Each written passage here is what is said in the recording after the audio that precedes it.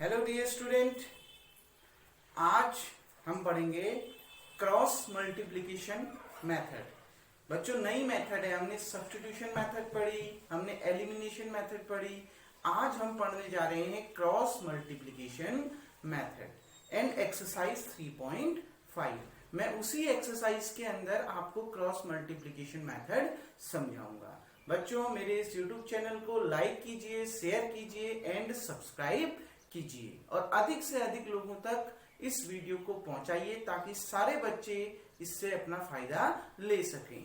तो देखिए बच्चों, हम पढ़ने जा रहे हैं 3.5 एक्सरसाइज। इसी के अंदर मैं आपको बताऊंगा कि क्रॉस मल्टीप्लिकेशन मेथड क्या होती है।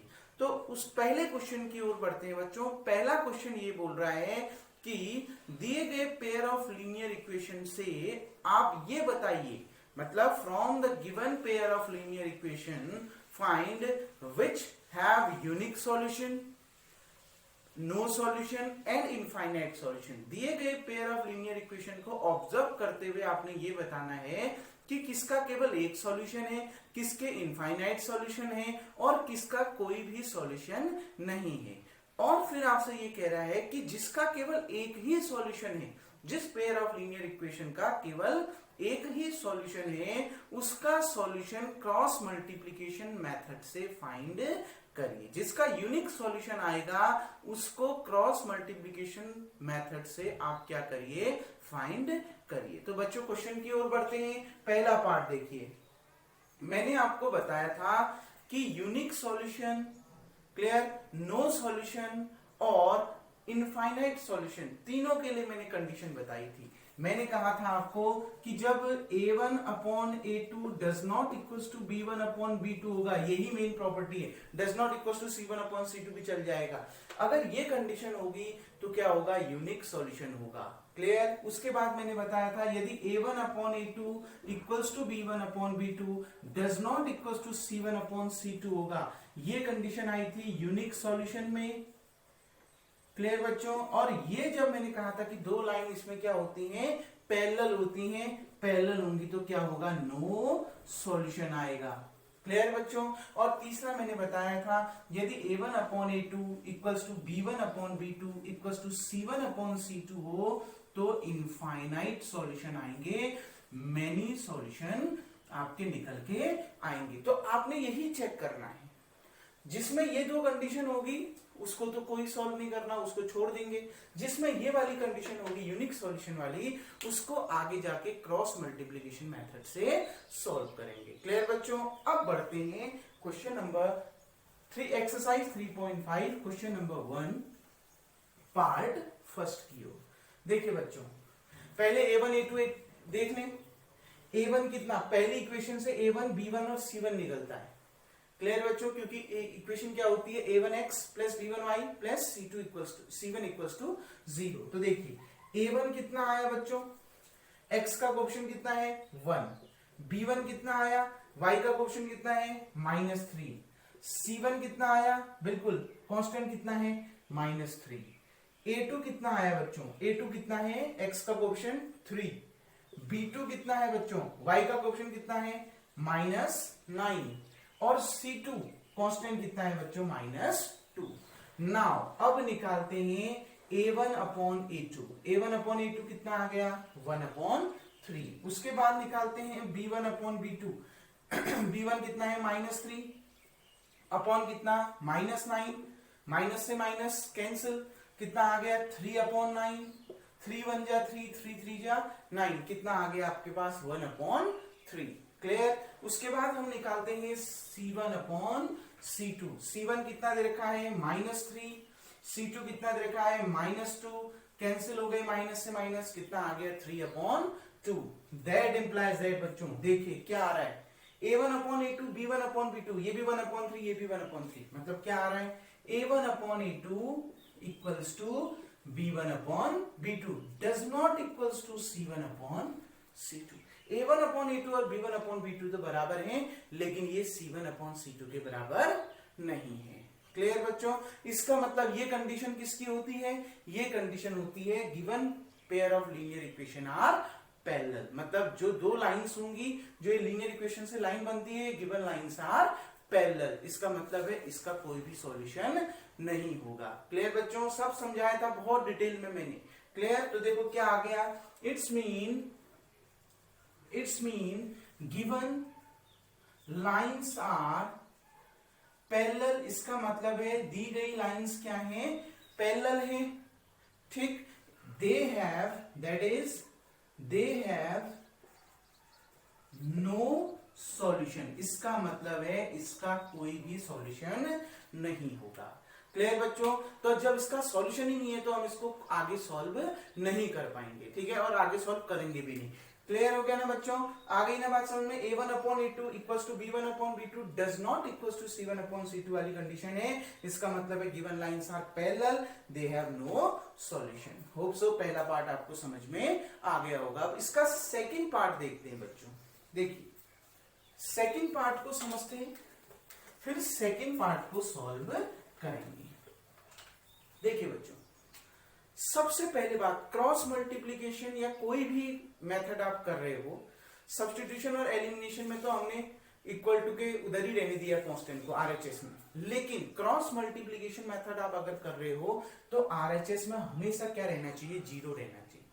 क्लियर ना, क्लियर बच्चों, कैसे रहेगा जीरो, जैसे पहली इक्वेशन है 2x plus Y equals to 5, तो 5 को इधर ले आए, 5 इधर आके क्या आ जाएगा -5, तो इक्वल्स टू कितना आ जाएगा 0। 3x plus 2y equals to 8, इस 8 को आप इधर ले आओ, ये 8 यहां प्लस में, इधर आके माइनस में, कितना आ जाएगा 3x plus 2y minus 8 equals to 0। Clear बच्चों, अब हम इसमें भी पहले चेक करते हैं कि क्या इसमें यूनिक सॉल्यूशन आ रहा है, मेनी सॉल्यूशन आ रहा है या नो सॉल्यूशन आ रहा है। तो देखिए बच्चों, a1 इक्वल्स टू कितना ना, इसको देखते हुए आप बताइए a1 इक्वल्स टू x का कोएफिशिएंट कितना 2, तो a1 कितना आ गया 2। b1 इक्वल्स टू कितना, y का कोएफिशिएंट कितना है 1, तो b1 इक्वल्स टू कितना आ गया 1। c1 कांस्टेंट कितना है -5, कांस्टेंट कितना है -5। a2 इक्वल्स टू कितना बच्चों, x का कोएफिशिएंट कितना है 3, b2 इक्वल्स टू y का कोएफिशिएंट कितना है 2, c2 इक्वल्स टू कांस्टेंट कितना है -8। क्लियर, अब देखिए नाउ a1 अपॉन a2 आप देख रहे हैं कितना आ रहा है 2/3, b1 अपॉन b2 कितना आ रहा है 1/2, c1 अपॉन c2 कितना आ रहा है -5/8, माइनस से माइनस कैंसिल, कितना आ गया 5/8। क्लियर बच्चों, आ गई ना बात समझ में। अब तीनों को ऑब्जर्व करो, a1 upon a2, b1 upon b2, c1 upon c2 क्या इक्वल आ रहे हैं, नहीं, that implies that a1 upon a2 does not equals to b1 upon b2। मैंने कहा था मेन कंडीशन यही होती है कि पहले के दो इक्वल ही नहीं आएंगे। a1 upon a2 does not equals to b1 upon b2, इसको ये भी लिख सकते हैं does not equals to c1 upon c2। It's mean given pair of linear equations have unique solution। Clear बच्चों, इसका मतलब है दिए गए पेयर ऑफ लीनियर इक्वेशंस का जो सॉल्यूशन है वो कैसा आएगा, यूनिक आएगा। कैसे यूनिक आएगा समझ में आया, मैंने आपको कंडीशन बताई थी, अगर ये कंडीशन होती है इसका मतलब है दो लाइन एक दूसरे को इंटरसेक्ट करती है। अगर दो लाइन एक दूसरे को इंटरसेक्ट करेगी तो एक ही पॉइंट में तो इंटरसेक्ट करेगी, तो वही पॉइंट जहां पर वो दो लाइन एक दूसरे को इंटरसेक्ट कर रही है वही पॉइंट इसका क्या होगा, सॉल्यूशन होगा। होप सो आपको इतना समझ में आ गया होगा। क्लियर बच्चों, अब अगर किसी का यूनिक सॉल्यूशन आ रहा है तो हमने उसमें कौन सी मेथड अप्लाई करनी है, क्रॉस मल्टीप्लिकेशन मेथड अप्लाई करनी है। क्लियर बच्चों, अब हम आगे डिस्कस करते हैं और क्रॉस मल्टीप्लिकेशन मेथड की ओर को बढ़ते हैं। नाउ इसको मैं रफ कर देता हूं, यहीं पर से मैं आपको क्रॉस मल्टीप्लिकेशन मेथड अब समझाऊंगा।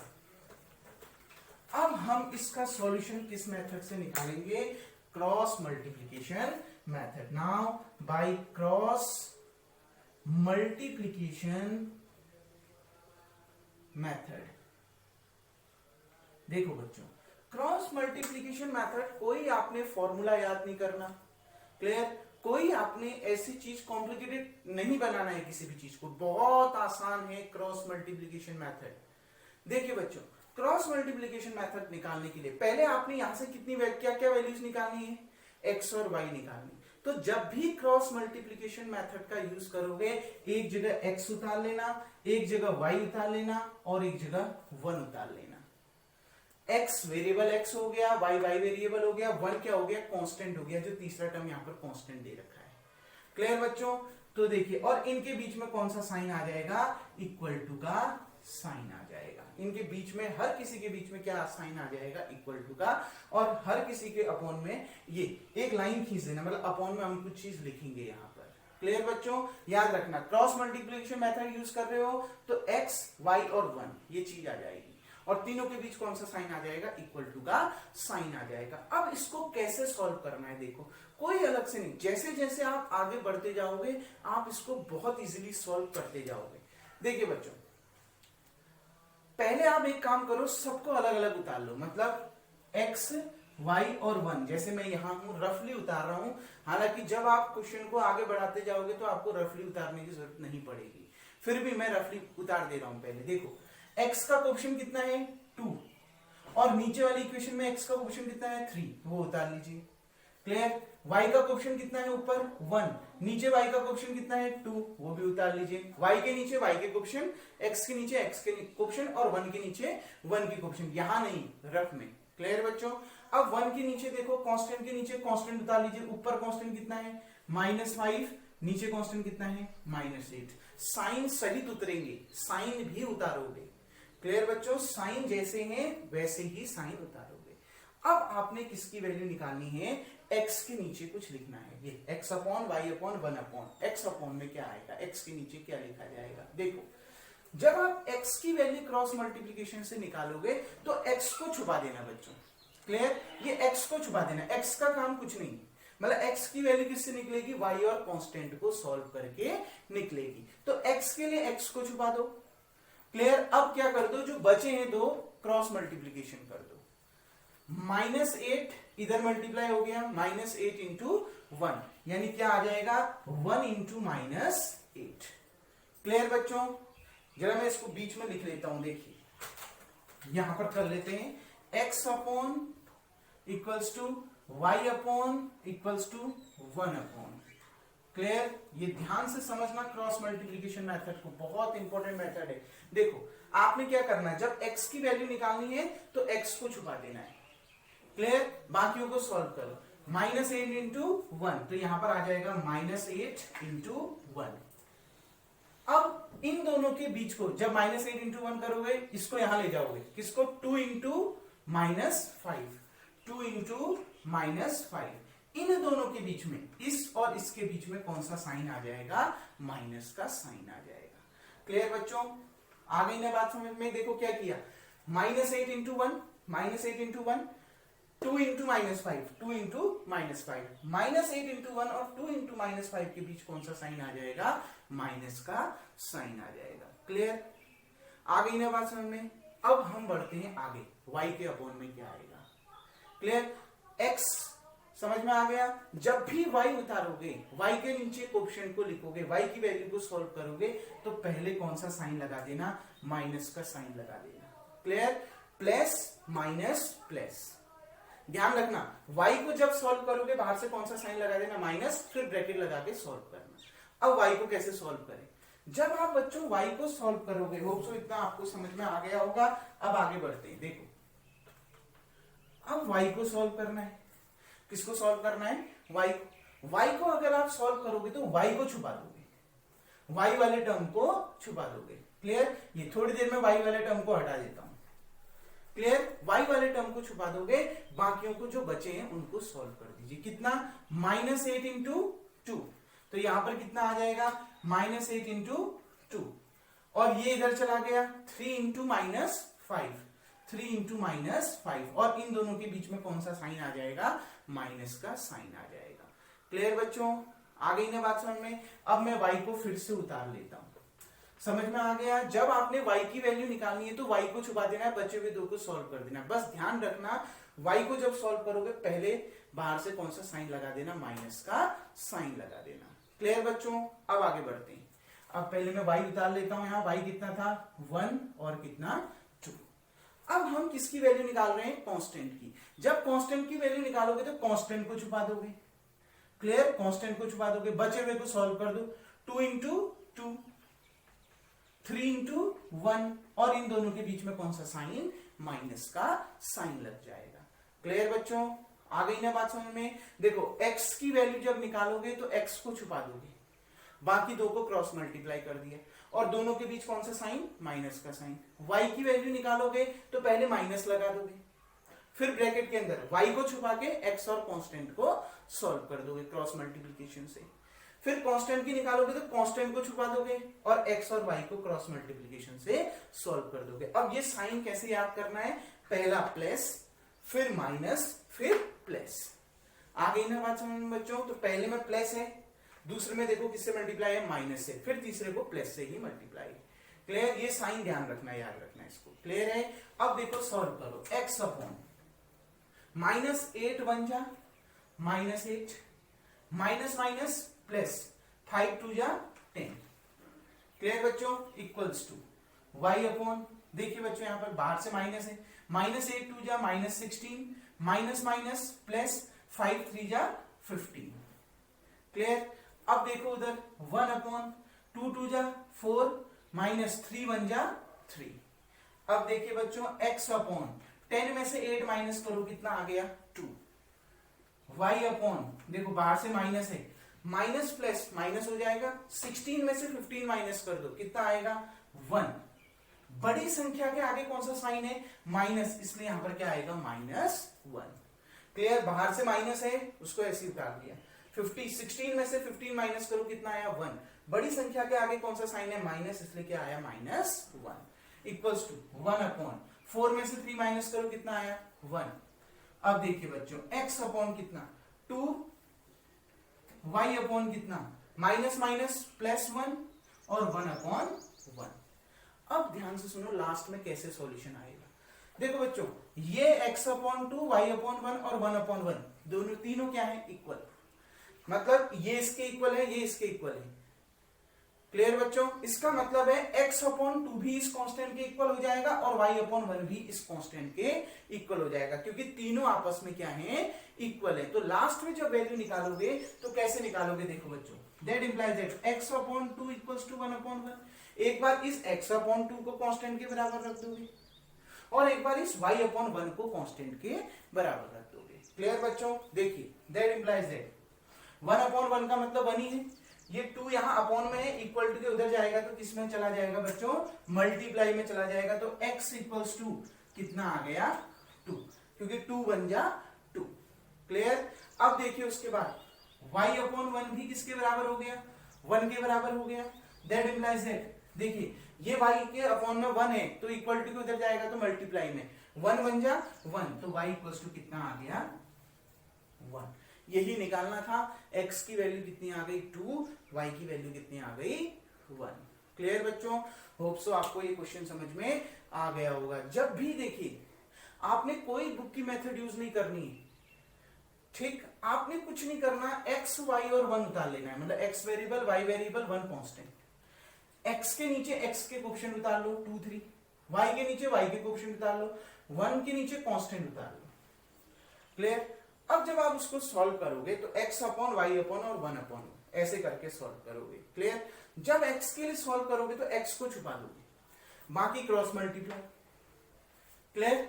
जब y के लिए सॉल्व करोगे तो y को छुपा दोगे, लेकिन बस ध्यान रखना y के लिए जब सॉल्व करोगे बाहर से कौन सा साइन आ जाएगा, माइनस का साइन आ जाएगा। क्लियर। जब y के लिए सॉल्व करोगे y को छुपा दोगे, -8 इंटू 2 और 3 इंटू -5 कर दिया आपने।